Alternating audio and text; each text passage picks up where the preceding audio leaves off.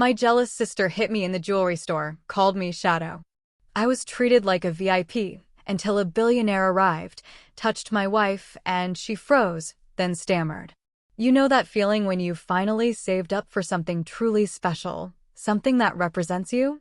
I was soaking in that moment, admiring a pair of diamond earrings I'd worked my butt off for, when suddenly, smack, my own sister's hand connected with my cheek, the sound echoing through the silent jewelry store like a gunshot. Can you believe that? And let me tell you, that moment didn't just sting my face, it ripped my entire life open and changed everything. My name's Jessica, I'm 27, and for years, my life felt like I was constantly swimming upstream, barely scraping by. But last Tuesday, standing in Bellamy's jewelry, staring at those sparkling diamond earrings, I finally felt like I had something to celebrate. Something real. Then Amber burst in, her face twisted with a rage I knew all too well. Before I could even open my mouth, her hand slammed into my cheek. The silence that followed was deafening, the pain searing. What happened next? Well, that's where things really get wild. Growing up with Amber was like living in the shadow of a human tornado. She was 2 years older, always prettier, always the center of attention. While I was working after-school jobs since I was 16, saving every penny, Amber just flitted. Between hobbies, friend groups, whatever struck her fancy, completely confident our parents would cover her expenses. And they always did. Our childhood home in suburban Phoenix wasn't fancy, but we never went without. Dad was a high school math teacher, Mom managed a small clothing boutique. They weren't rich, not by a long shot, but they'd scraped together enough to give Amber whatever her heart desired.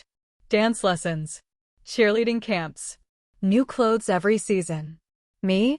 I saved my babysitting money for art supplies and graphic design software. Jessica, be reasonable, Mom would say whenever I dared point out the blatant disparity. Your sister needs more support. You've always been so independent. Independent wasn't a choice for me, not really. It was just survival. By 20, I was out of the house, working full-time at a print shop while taking night classes for my graphic design degree. Amber, meanwhile, stayed home until 25, when Mom and Dad finally bought her condo down payment as a graduation gift after her 3rd attempt at community college. Last month marked my 5th anniversary at Boyd Creative. I'd really climbed the ladder there, from junior designer to leading major accounts. My boss, Natalie, had just given me a substantial raise after I landed the Peterson campaign. For the first time in my life, I had breathing room in my budget. And I decided, you know what? I'm buying myself something I've always wanted, something I never allowed myself. Real diamond earrings. The Sunday before the jewelry store chaos, we had our usual monthly family dinner at my parents' house. I was actually excited to share my promotion news, to finally feel like I had something big to contribute. But of course, Amber, as always, utterly commandeered the conversation. Everyone, I have an announcement, she shrieked, practically blinding us with a sizable diamond ring on her finger. Trevor proposed. We're getting married next spring. Trevor, her boyfriend of a whole 5 months, just grinned uncomfortably beside her. He worked in commercial real estate, drove an expensive car, pretty much his entire appeal to my sister, from what I could tell. Oh, sweetheart, that's wonderful. Mom rushed to embrace her. Dad clapped Trevor on the back. When I finally managed to squeeze in a mention of my promotion, Mom just nodded distractedly. That's nice, honey. Now, Amber, tell us how he proposed. My news, my achievement, was instantly swallowed by her spotlight. That night, I decided those earrings weren't just an indulgence. They were a statement. A reminder that my accomplishments mattered, even if only to me. Bellamy's wasn't the most expensive jewelry store in Phoenix, but it was definitely the most intimidating. Crystal chandeliers hung from the ceiling, casting prismatic light across glass display cases. The sales staff wore tailored black suits, and security cameras watched every single angle. I'd walked past that store dozens of times, but never, ever dared to step inside. That Tuesday morning, I took a half-day off work and put on my best navy blue dress. I styled my shoulder-length brown hair, applied subtle makeup, Even wore heels, a total rarity for someone who practically lived in sneakers and jeans. I wanted to look the part, to feel like I belonged. Pushing open the heavy glass door, I was greeted by the gentle notes of classical music and the subtle scent of expensive perfume. A tall, elegant woman with silver-streaked black hair approached with a warm, genuine smile. "Welcome to Bellamy's. How may I assist you today?" My mouth went dry. "I'm looking for diamond earrings. Something small, but good quality. It's my first real purchase." Instead of the condescension I'd braced myself for, the woman, Tara, her eyes lit up. "Your first diamonds. That's a special milestone. Let's find something perfect for you." She led me to a display case with dozens of earrings, explaining cut grades and clarity as she selected several pairs.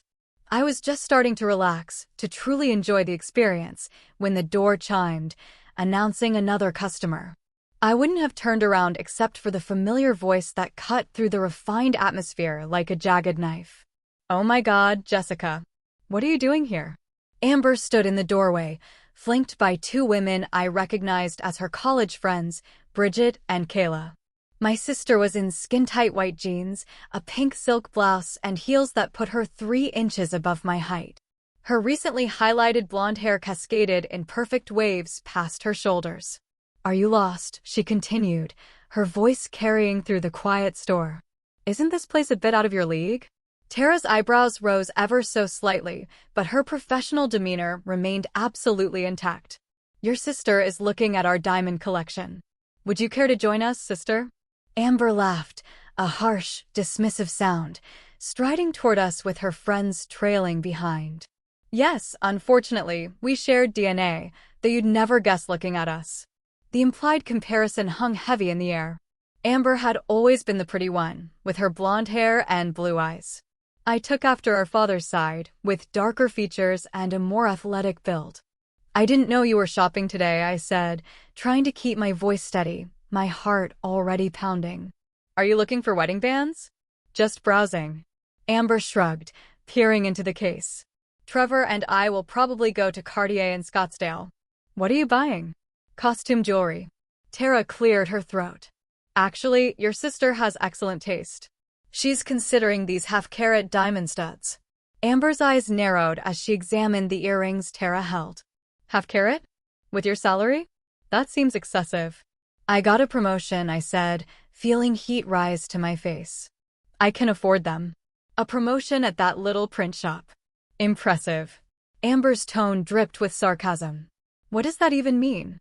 An extra $1 an hour?" Bridget snickered behind her hand while Kayla pretended to examine a bracelet display. I noticed an older couple across the store watching our interaction with openly disapproving expressions. "It's a graphic design agency, not a print shop," I corrected, though I knew the distinction meant absolutely nothing to Amber. "And the raise is substantial." "Well, good for you," Amber replied, picking up another pair of earrings from the display, dismissively. "Though, if you had any financial sense, you'd invest that money instead of blowing it on jewelry. But that's always been your problem, hasn't it?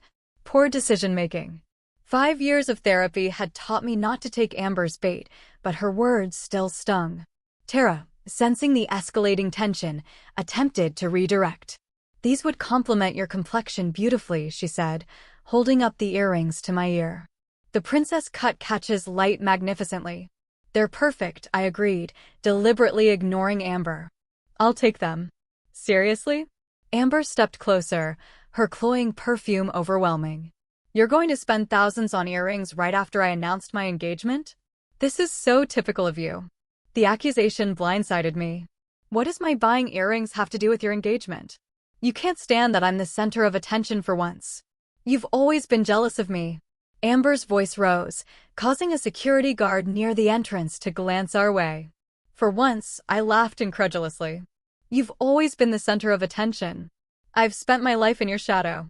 "Ladies," Tara interjected, trying to de-escalate. "Perhaps we could, in my shadow?" Amber cut her off, disbelief turning to venom. "That's rich. You're the one mom and dad brag about, with your scholarship and career. Poor Amber can't compete with perfect Jessica." The sheer distortion of reality completely stunned me. Had we grown up in the same household? Had she not noticed the countless times our parents had prioritized her needs, her wants, her dramas? That's not true, and you know it, I said quietly, acutely conscious of the audience we'd attracted. Two more sales associates had paused their activities to watch, and an elegant woman browsing necklaces had stepped back from her display. You know what? I don't have to listen to this. I turned to Tara. I'd like to purchase the earrings now. Don't you dare walk away from me.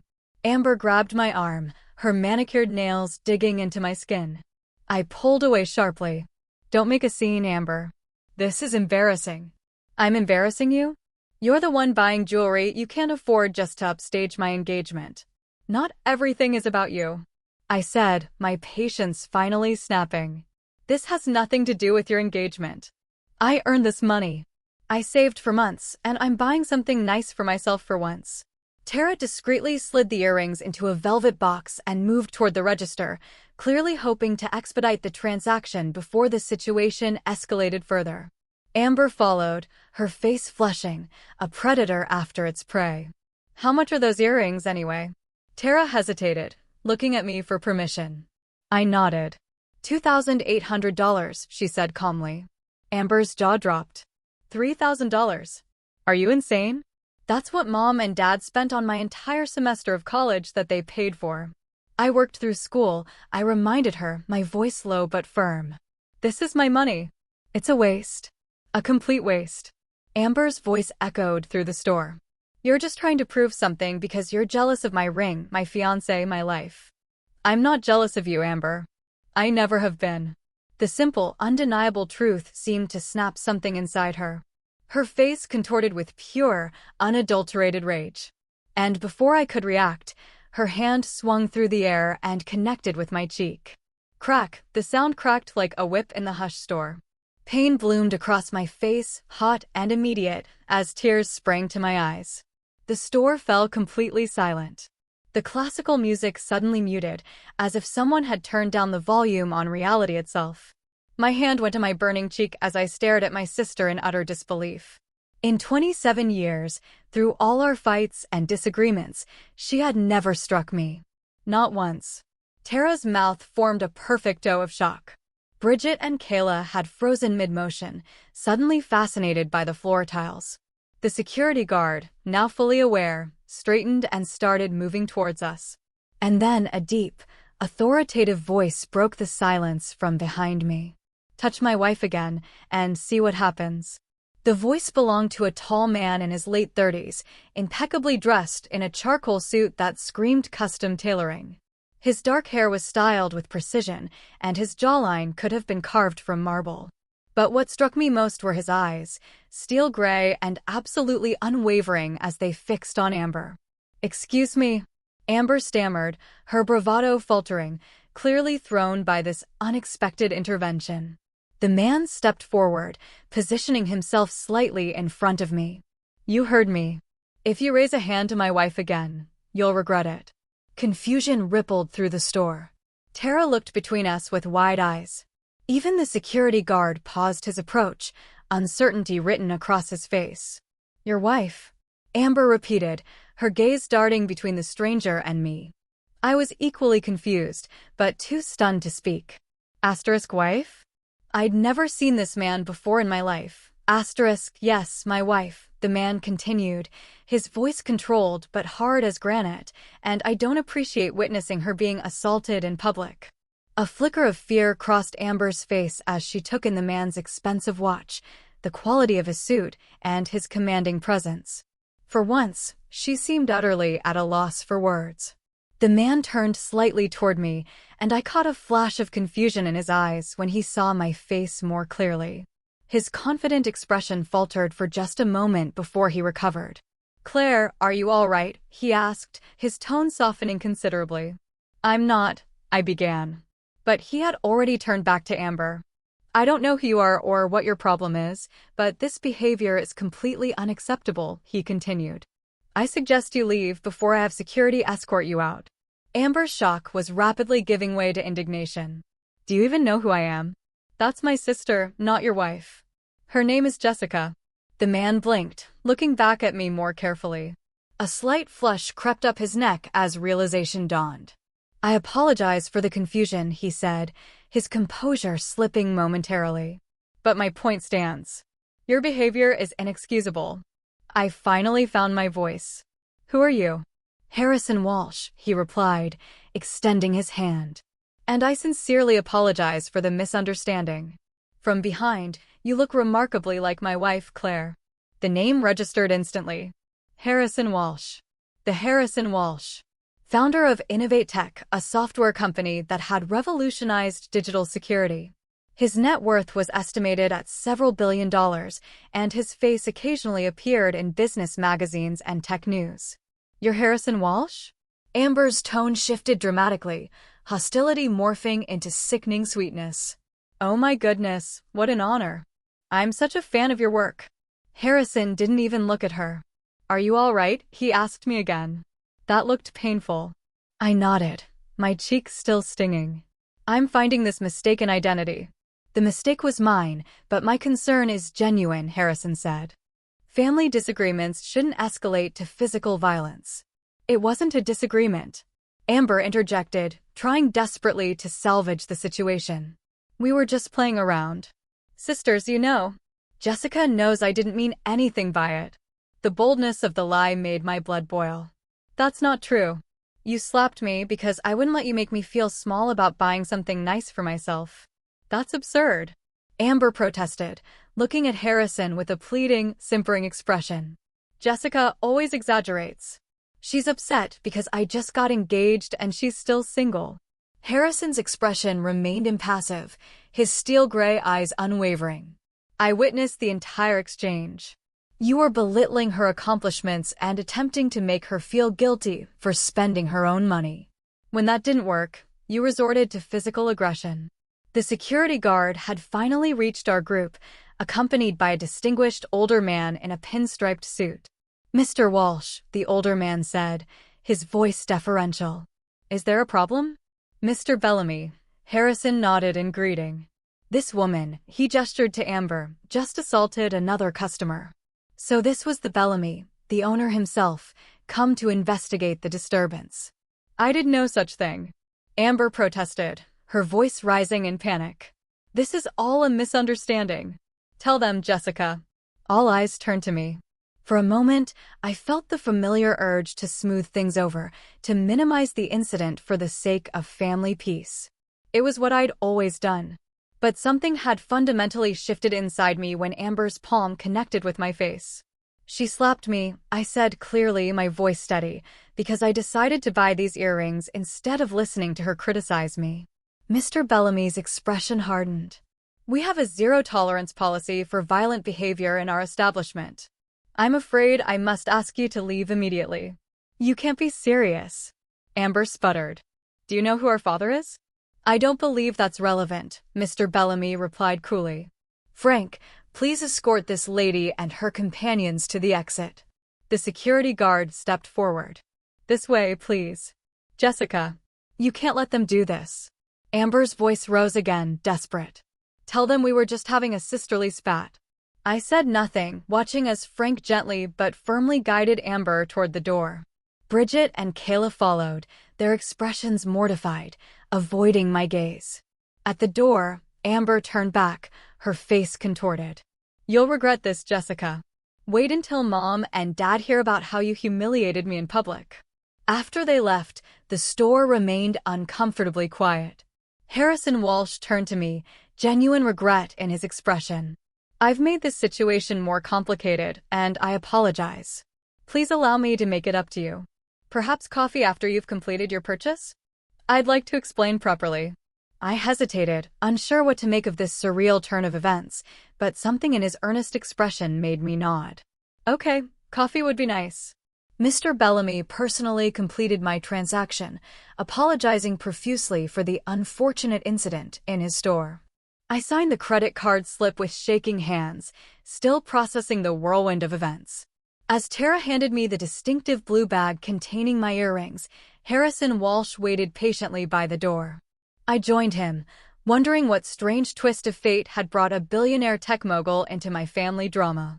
Harrison suggested a small cafe around the corner, away from the busy main street. It was an elegant space with private booths and soft jazz playing in the background, the kind of place I'd normally walk past, assuming it was beyond my budget. "I come here when I need to think," Harrison explained as a server led us to a corner table. "The espresso is excellent, and they respect privacy." Once we were seated with our coffees, an Americano for him, a latte for me, Harrison leaned forward with an apologetic expression. "I need to explain what happened back there.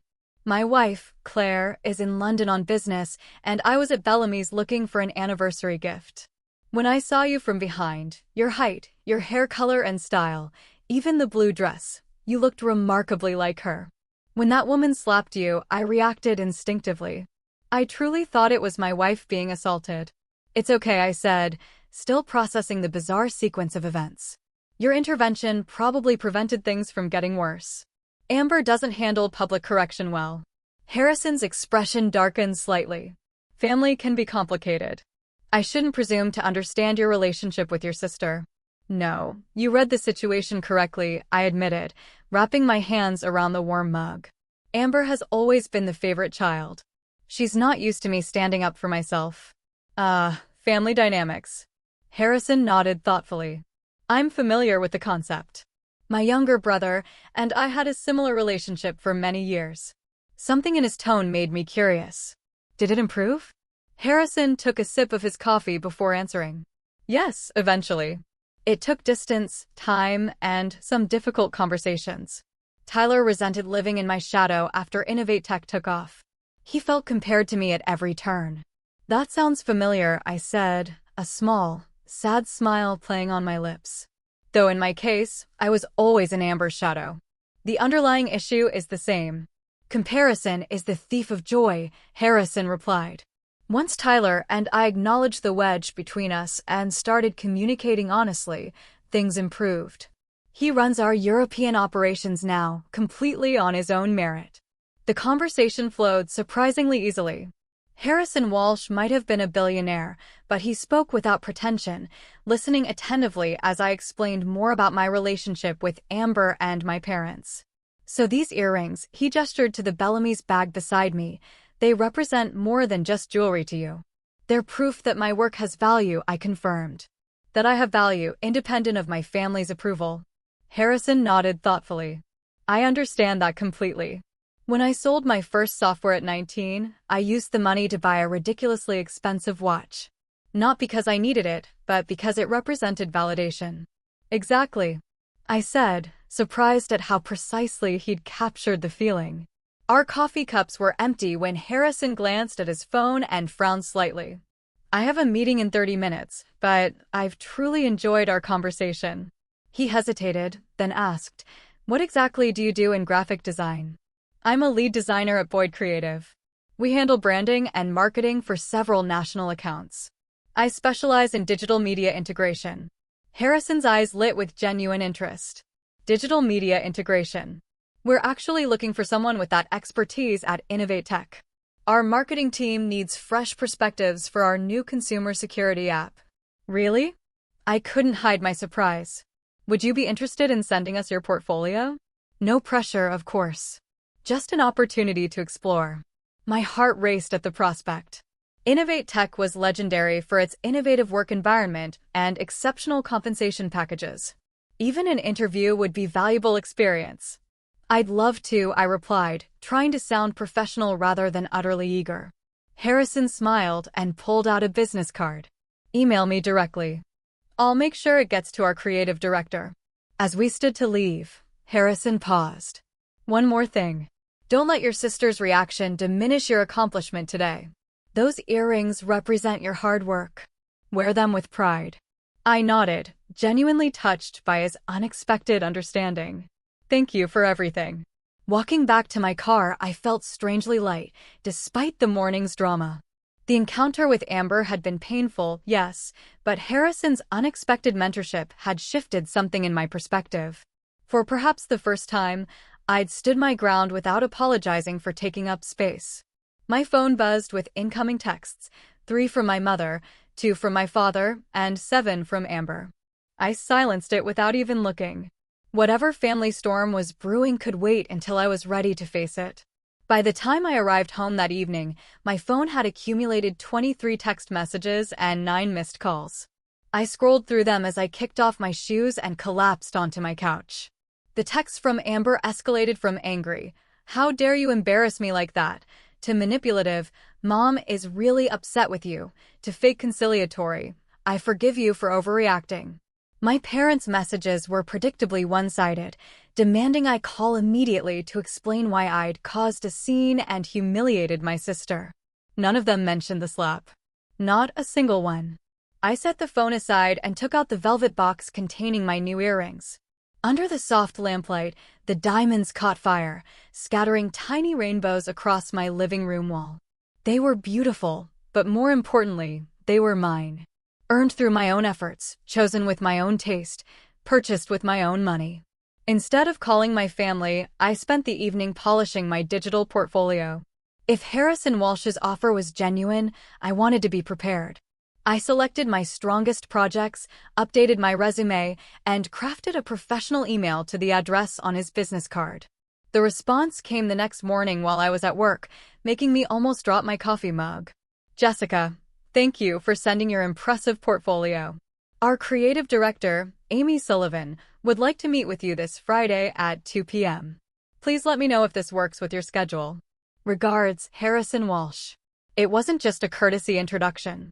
He was actually arranging an interview. I quickly responded, confirming the time, then spent the rest of the morning in a haze of disbelief and excitement. That evening, I finally steeled myself to call my parents.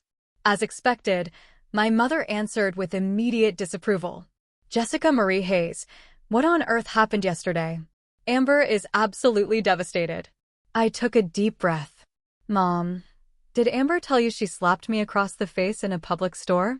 A pause.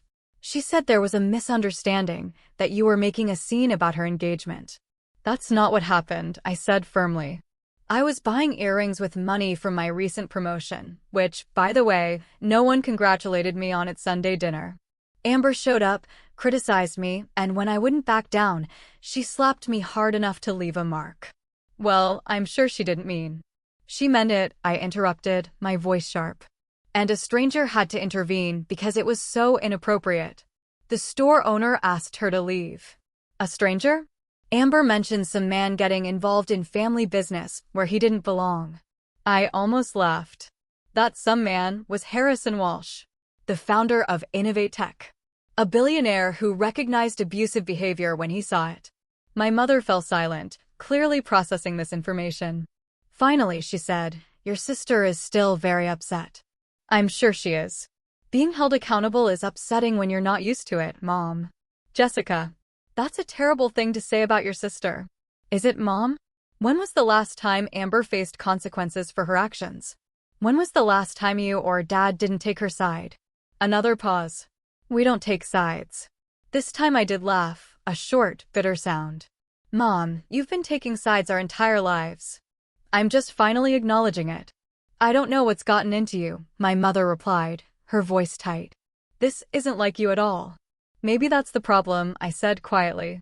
"Maybe it's exactly what should have been like me all along." The conversation ended shortly after, with my mother expressing deep disappointment in my attitude and suggesting I call Amber to apologize. I promised to think about it, knowing I had absolutely no intention of making that call. Friday arrived with a mixture of anticipation and nerves.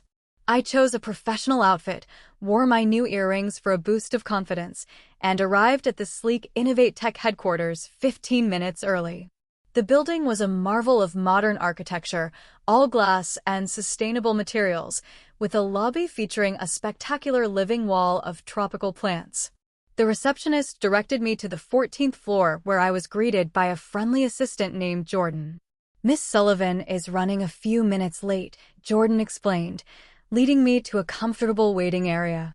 "Can I get you water or coffee?" "Water would be great." "Thank you."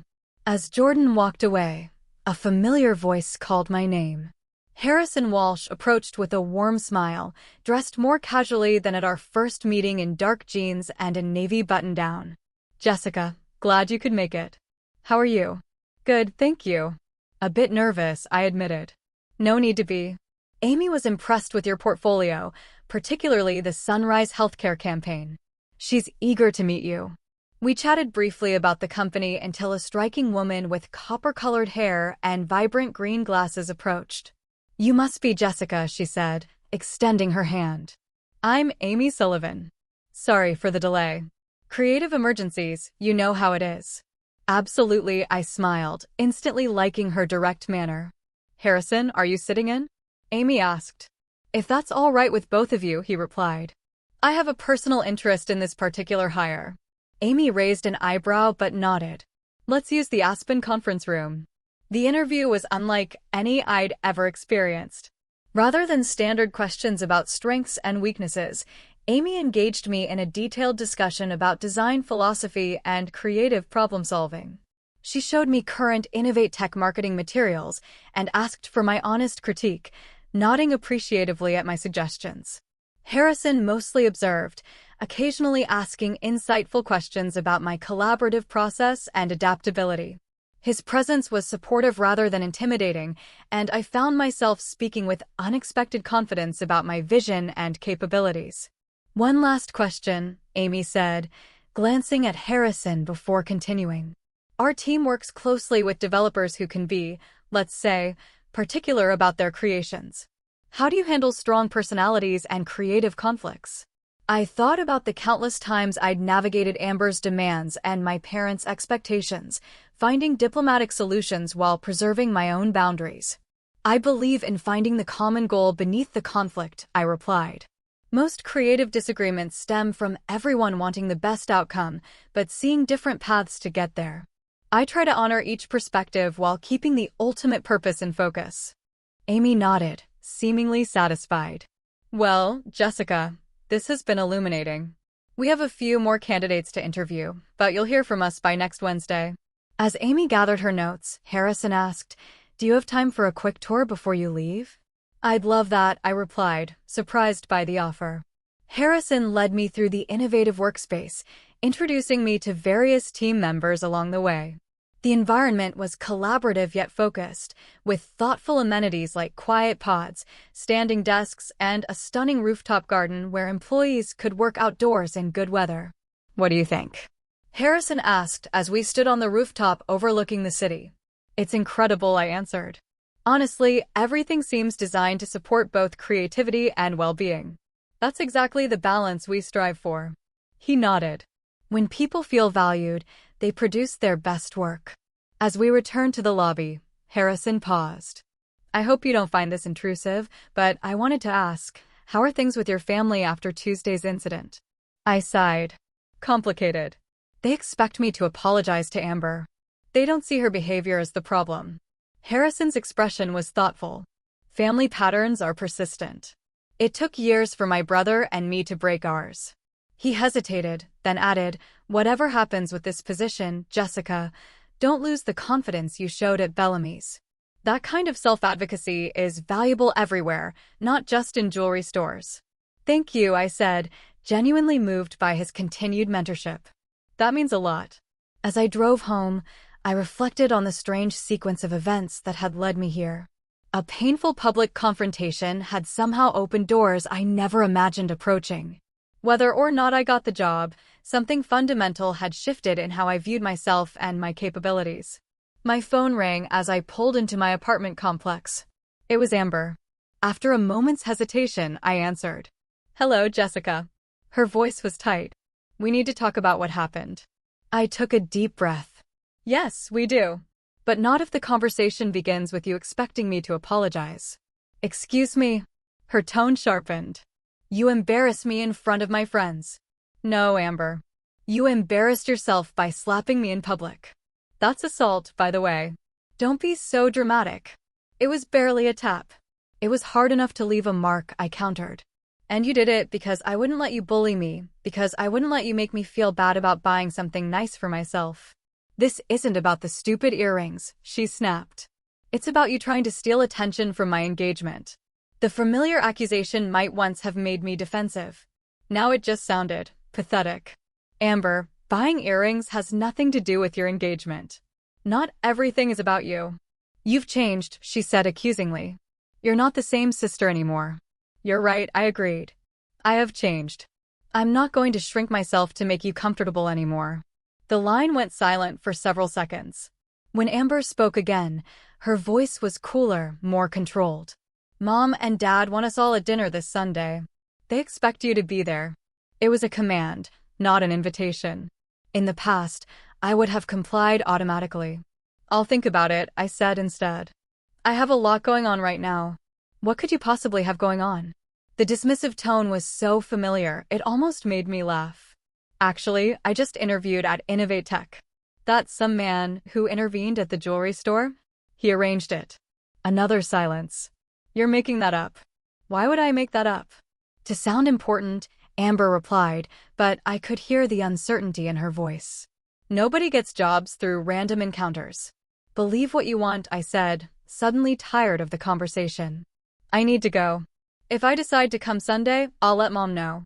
I ended the call before she could respond, feeling a strange mixture of sadness and liberation. The familiar script of our relationship was changing. And while change was necessary, it certainly wasn't painless. Sunday arrived with a text from my mother, dinner at 5. Dad's making his pot roast. Please be on time and dress nicely. The message made no mention of our tense conversation or the incident with Amber. It was as if she expected everything to revert to normal through sheer force of will. In the past, I might have complied, showing up with a placating smile and an unspoken apology in my demeanor. Instead, I texted back, I'll be there at 5:15. I have errands to run first. A small rebellion, but significant. I was no longer agreeing to their terms without question. I dressed carefully in black jeans, a forest green blouse, and, after a moment's deliberation, my new diamond earrings. They caught the light as I turned my head, reminding me of the strength I'd found at Bellamy's. Whatever happened at dinner, I would not diminish myself to keep the peace. The drive to my parents' suburban home felt longer than usual. I rehearsed potential responses to accusations, practicing firm but calm replies to the criticism I anticipated. By the time I pulled into the driveway at 5:17, my palms were sweating, but my resolve was intact. My father answered the door, his expression a mixture of disapproval and concern. You're late, he said by way of greeting. Hello to you, too, Dad, I replied, stepping past him into the familiar entryway. The house smelled of pot roast and tension. In the living room, Amber sat perched on the edge of the sofa, scrolling through her phone. She glanced up as I entered, her expression immediately hardening. Look who finally decided to show up, she commented to no one in particular. I chose not to engage. Instead, walking through to the kitchen where my mother was arranging a salad. She looked up with a tight smile. Jessica, good, you're here. Could you set the table? The familiar request, always directed at me, never at Amber, almost made me acquiesce automatically. Instead, I paused. Actually, Mom, I thought we might talk first about what happened at Bellamy's. Her hands stilled on the salad tongs. I don't think that's necessary. We've all had time to cool down. Let's just have a nice family dinner. A nice family dinner, where we pretend Amber didn't slap me in public, where we act like nothing happened. My mother's smile became strained. Jessica, please.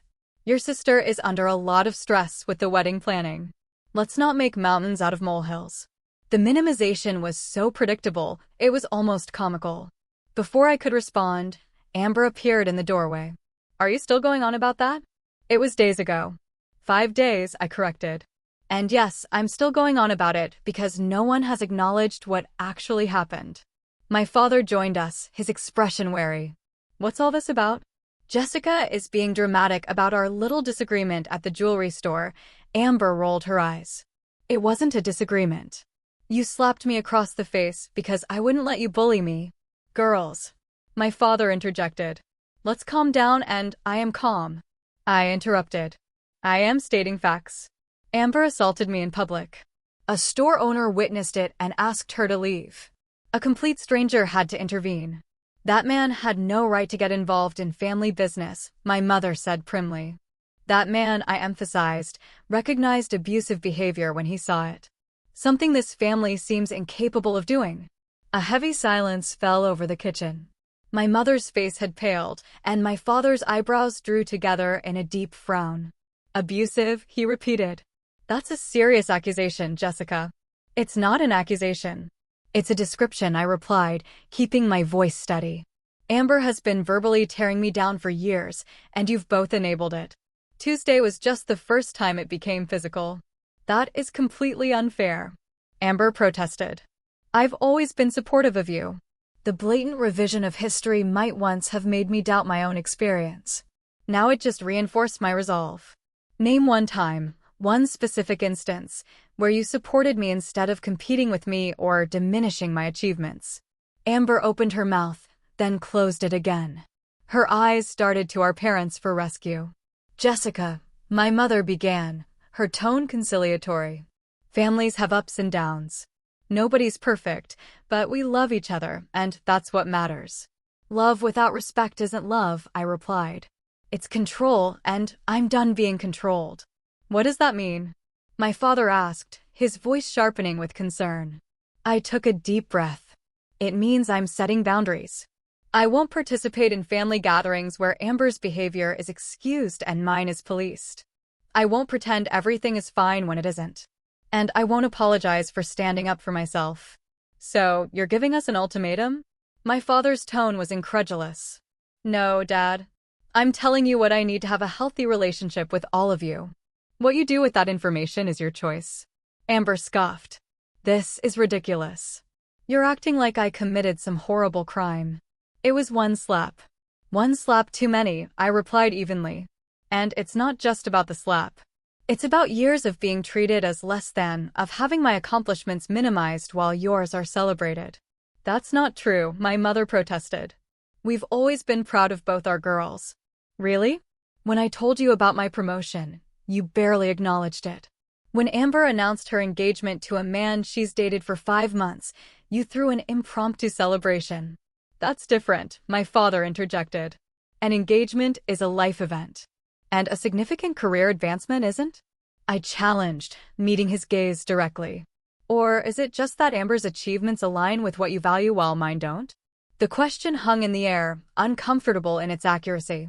My mother busied herself with the salad again, avoiding eye contact. My father shifted his weight, looking suddenly older, as if the air had been let out of him. Those are pretty earrings, my mother said abruptly, changing the subject. New. Yes. I touched one reflexively. These are what I was buying when Amber slapped me. They look expensive, she commented, her tone suggesting disapproval. They were. I could afford them because of my promotion. Well, they're lovely, she conceded reluctantly. We moved to the dining room in uneasy silence. As we took our usual seats, I noticed my mother had set a 5th place. Are we expecting someone? I asked.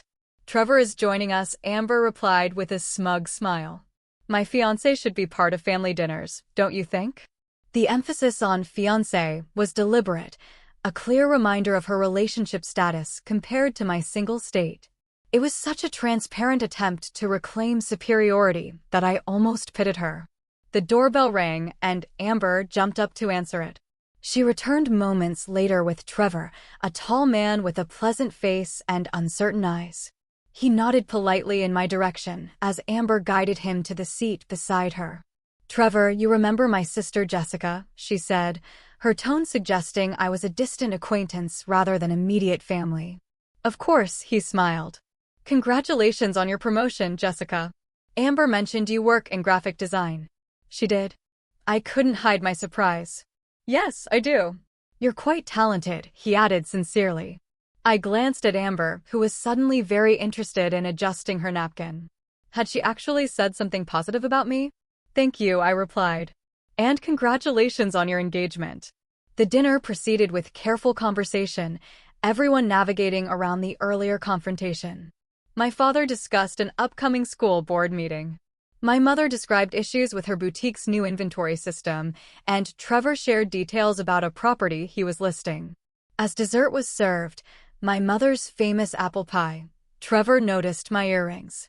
Those are beautiful, he commented. Amber was telling me about your visit to Bellamy's. Quite an upscale place. The reference to our visit made Amber tense visibly. I wondered exactly what version of events she had shared with her fiancé. Yes, it was my first time there, I replied carefully. I had an unexpected encounter with Harrison Walsh while shopping.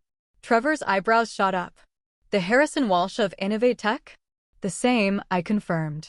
Actually, I interviewed at his company on Friday. You did?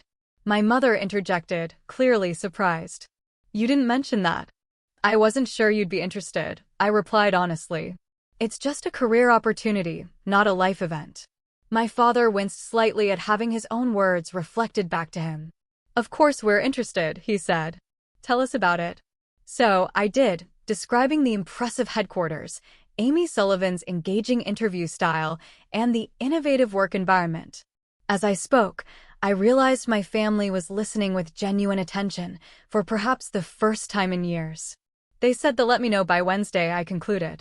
It would be a significant step up in both responsibility and compensation.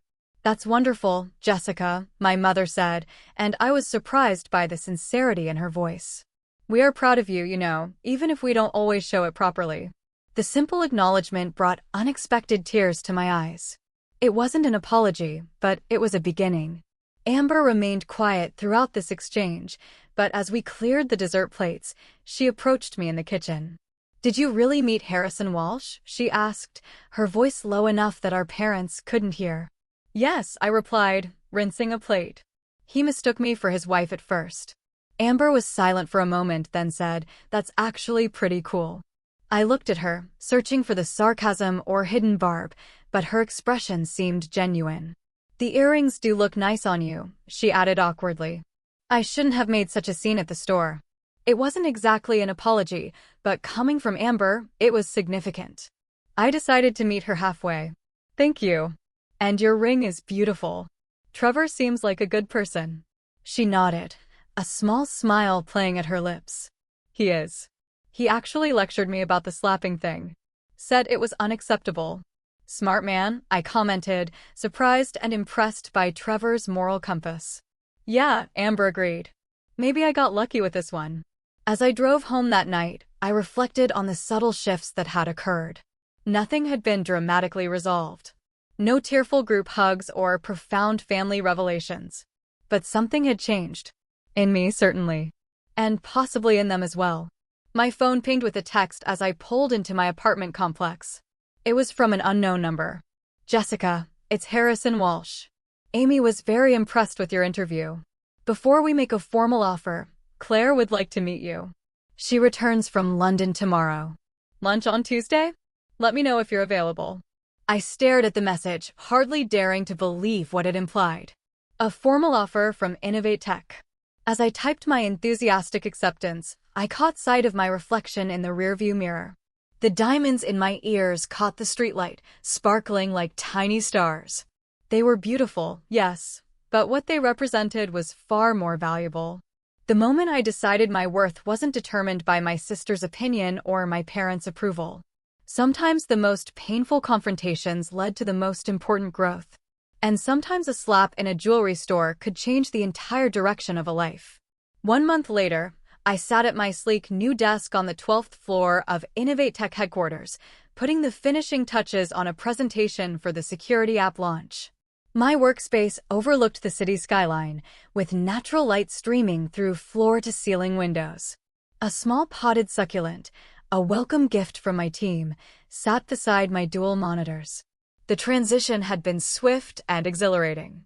After meeting Claire Walsh, a warm, intelligent woman who bore an uncanny resemblance to me from certain angles, I'd received the formal offer the next day. The salary was nearly double what I'd been making at Boyd Creative, with benefits that included stock options, flexible work arrangements, and a professional development allowance. Giving notice to Natalie had been bittersweet. She'd been a supportive boss and mentor, but even she couldn't deny the opportunity was too good to pass up. How did you even get on their radar? She'd asked, genuinely curious. When I explained the jewelry store incident, she laughed in disbelief. Only you, Jessica, would turn getting slapped in public into a career advancement. My new position as senior creative strategist came with both autonomy and responsibility. I led a small team developing the visual identity and user experience for Innovate Tech's consumer products. The work was challenging and fulfilling, pushing me to expand my skills while valuing my existing expertise. Claire had become an unexpected friend and ally. Despite her wealth and position, or perhaps because of it, she was refreshingly unpretentious. We occasionally had lunch together in the rooftop garden, where she shared insights about navigating the corporate world and building genuine relationships within it. Harrison told me about the situation with your sister. She'd confided during one such lunch. I have a similar dynamic with my brother. It took years of therapy for me to stop seeking his approval. Her openness made me feel less alone in my family struggles. It was comforting to know that even people who seemed to have everything figured out had their own complicated relationships to manage. Harrison maintained a professional distance at work, treating me exactly as he did other team members. But occasionally, he'd stop by my desk with a thoughtful question or suggestion. His mentorship, subtle but consistent, was invaluable. The other employees seemed to accept me on my own merits, rather than as Harrison's find, which was a huge relief. At home, I'd upgraded to a slightly larger apartment in a building with a fitness center and community garden.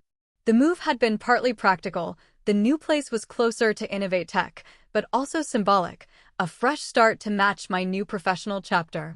My diamond earrings held a place of honor in my jewelry box, worn for important presentations and moments when I needed to remind myself of my worth. They represented not just a purchase, but a pivotal moment, the day I stopped shrinking to accommodate others' insecurities. My phone buzzed with a text from Amber. Our relationship had entered a strange new phase. Not close, exactly, but definitely less antagonistic. After the Sunday dinner confrontation, she'd kept her distance for nearly 2 weeks before sending a brief message. I've been thinking about what happened. I shouldn't have slapped you. That was wrong. I'm sorry. The apology had been sparse, but seemingly sincere. I'd responded with equal brevity. Thank you for acknowledging that. I appreciate the apology. Since then, we'd exchanged occasional texts, mostly surface-level updates, but without the undercurrent of competition that had previously defined our interactions. Today's message was more substantive. Mom's birthday dinner next Saturday, 6 p.m. Trevor and I have news to share. Would like you to be there. I considered the invitation. Family gatherings were still somewhat tense, but each one seemed less fraught than the last. My parents had made small but noticeable efforts to show interest in my new job and life. My father had even visited my new apartment, helping install shelves and expressing genuine admiration for my career advancement. I'll be there, I texted back. Need me to bring anything? Just yourself, came the reply, followed by a second message, and maybe those earrings. Mom mentioned she liked them. The simple acknowledgement made me smile. A month ago, Amber would never have suggested I wear something that might draw attention or compliments. At the end of the workday, I met Claire in the lobby as planned. We developed a tradition of Friday evening walks through the nearby sculpture garden, discussing everything from work projects to book recommendations to family dynamics. How was your week? She asked as we fell into step on the tree-lined path. Productive, I replied. The security app interface is nearly finalized, and I hired a junior designer who has incredible talent with animation. Harrison mentioned your team is ahead of schedule. He's impressed. I felt a flush of pride at the indirect praise. What about you? How was the technology conference? As Claire described her experiences as a keynote speaker, I reflected on how much my life had transformed in just 4 weeks. Beyond the material improvements, better job, nicer apartment, increased financial security, the most significant change was internal. I moved through the world differently now, with confidence rather than apology. The journey hadn't been easy. I'd spent several sessions with a therapist, unpacking the family patterns that had shaped my self-perception. Learning to set boundaries without guilt remained a daily practice. But each small victory reinforced my resolve. You seem contemplative today, Claire observed as we paused near a modern sculpture of intertwined metal ribbons. I was just thinking about how different things were a month ago, I admitted. Sometimes I still can't believe that Amber slapping me in Bellamy's led to all this. Claire smiled. The catalyst isn't always pleasant, is it? But sometimes we need a shock to break old patterns. True, I nodded. Though I wouldn't recommend getting publicly assaulted as a career strategy. We both laughed, continuing our walk as the evening light turned golden across the gardens. Later that night, as I prepared dinner in my new kitchen, I found myself humming contentedly. My phone pinged with an email notification. The professional development course I'd applied for had been approved. Another small victory. Another step forward. I thought about the upcoming birthday dinner with my family. There would likely be awkward moments, perhaps even tensions. Amber's news might be pregnancy, wedding details, or some other life event that would once again center her in the family narrative. But that was okay. Her moments of celebration didn't diminish mine. There was room for both our stories. The earrings would come with me, not as armor this time, but as a reminder. A reminder that standing in my truth, even when uncomfortable, had led to growth I couldn't have imagined. A reminder that sometimes the most painful confrontations create space for the most meaningful transformations. My journey from that moment in Bellamy's jewelry to my current life hadn't been linear or simple. The path to self-worth rarely is. But each step had been necessary. The humiliation of the slap, the unexpected alliance with Harrison, the confrontation with my family, the opportunity at Innovate Tech, the ongoing work of maintaining boundaries. The diamonds caught the light as I placed them in my jewelry box for Saturday's dinner. They sparkled not just with their inherent brilliance, but with the story they now carried. My story. Of finding value beyond others' validation. Sometimes life's most important lessons come wrapped in painful packages. Sometimes the moments that feel like endings are actually beginnings. And sometimes, when someone tries to make you feel small, the most powerful response is to expand into your full, magnificent self. So, I have to ask, have you ever experienced a really painful moment that ultimately led to massive positive change in your life? I'd love to hear your stories and what you think about mine in the comments below. And if this journey resonated with you today, please do me a favor. Like this video, subscribe, and share it with someone who might need to hear this message. Remember, your worth isn't determined by anyone else's opinions. It's inherent, unchangeable, and absolutely real. Thank you for listening. Take care and good luck out there.